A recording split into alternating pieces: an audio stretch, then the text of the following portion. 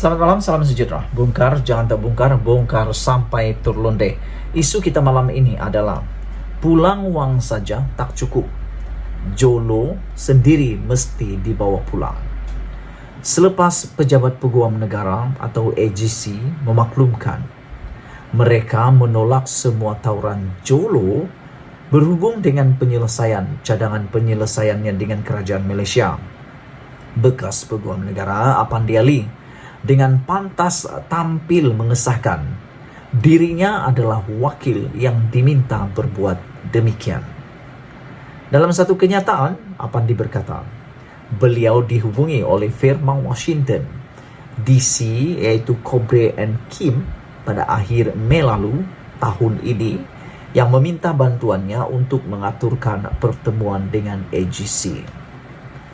Beliau berkata, Apandi Ali berkata, tujuan pertemuan itu adalah untuk membincangkan pemulangan uang kepada kerajaan Malaysia yang didakwa diselewengkan Jolo daripada 1MDB.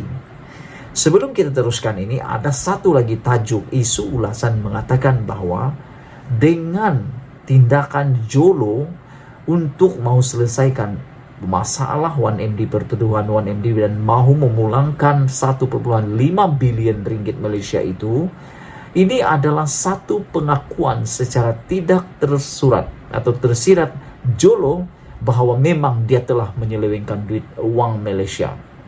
Yalah kan, bagaimana kau kembalikan duit 1,5 bilion itu kalau kau tidak salah dan kau tidak rasa betul?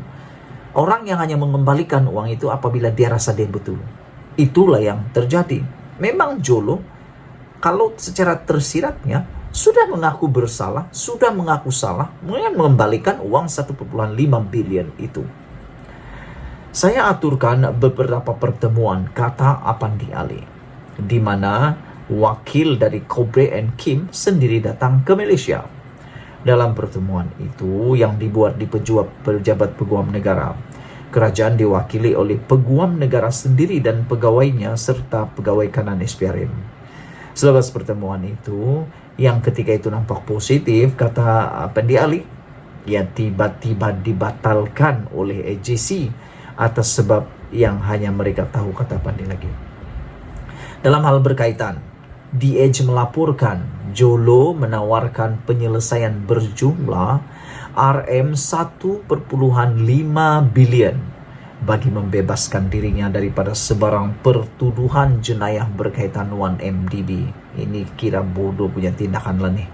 Dengan perkembangan terbaru ini, walaupun penyelesaian tidak menjadi kenyataan kerana tawaran Jolo itu ditolak oleh AGC, beberapa kesimpulan mudah boleh dibuat daripadanya.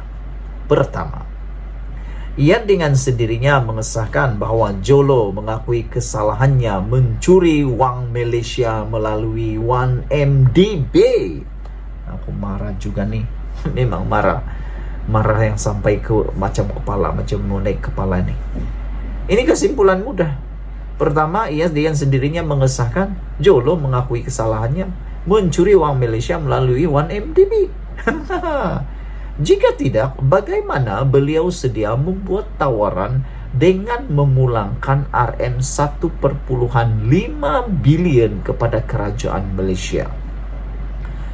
Keseluruhan wang yang diselewengkan Jolo ialah kira-kira AS dolar 4,5 bilion sebelum ianya diagih-agihkan, dan dengan itu keputusan AGC menolak tawaran itu adalah wajar sekali.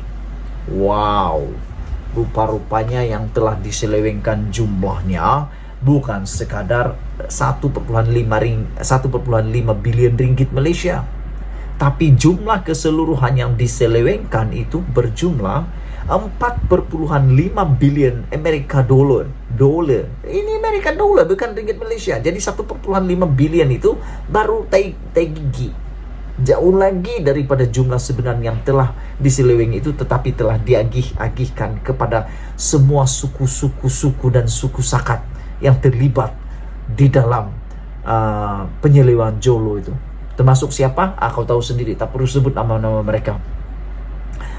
Jumlah tawarannya jelas tidak memadai dengan keseluruhan uang yang dicurinya melalui 1MDB. Aku pikir cukup atau tidak, aku tak setuju langsung lah. Walaupun dia kembalikan 5 billion US dollar, aku tak setuju langsung dengan tindakan kalau itulah diterima. Karena tak mungkin seorang pencuri itu dia kembalikan semua uang itu dan dia telah dibebaskan. Mana tindakan moralnya? Takkanlah. Nah, nanti jadi pula duluan orang curi duit. Kalau sudah rasa bersalah dan menyesal, kembalikan uang itu bebas. Mana boleh macam tuh. Malaysia berdaulat, bosku. Jumlahnya tidak memadai. Tidak memadai sama sekali. Begitupun jika sekarang Jolo sedia menerima RM 1,5 bilion. Berapa banyak lagi uang curi 1MDB masih ada dalam poketnya? Tidakkah tawaran RM 1,5 bilion itu sebetulnya amat kecil jumlahnya dan beliau mungkin memiliki banyak lagi bakinya? Itu pertama. Kedua, dengan firma Cobre and Kim yang mengakui bahwa Jolo telah berhubung dengan Apandi untuk menguruskan pertemuan dengan AGC, ini bermakna billionaire yang gemar berfoya-foya itu masih ada dan boleh dihubungi. Tanyalah firma Cobre and Kim nih, di mana Jolo? Aduh, pening kepala aku nak cakap. Apa sebenarnya status Apandi dalam hubungannya dengan Cobre and Kim? Itu pertanyaan kedua. Apa sebenarnya status Apandi dan dalam hubungannya dengan Cobre and Kim?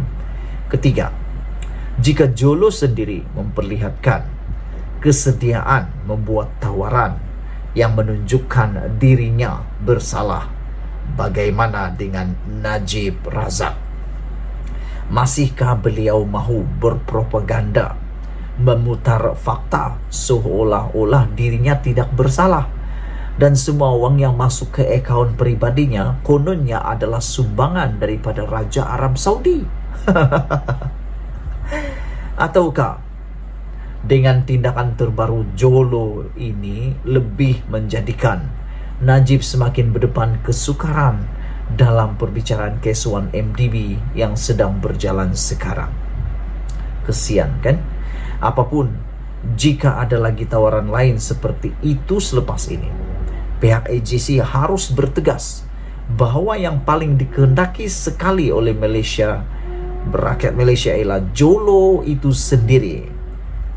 Beliau mesti diusahakan untuk dibawa pulang bagi menghadapi pertuduhan jenayah yang dihadapinya dan dilakukannya yang telah menyebabkan negara menanggung hutang berpuluh bilion dan berpuluh tahun tempo masanya untuk membayarnya.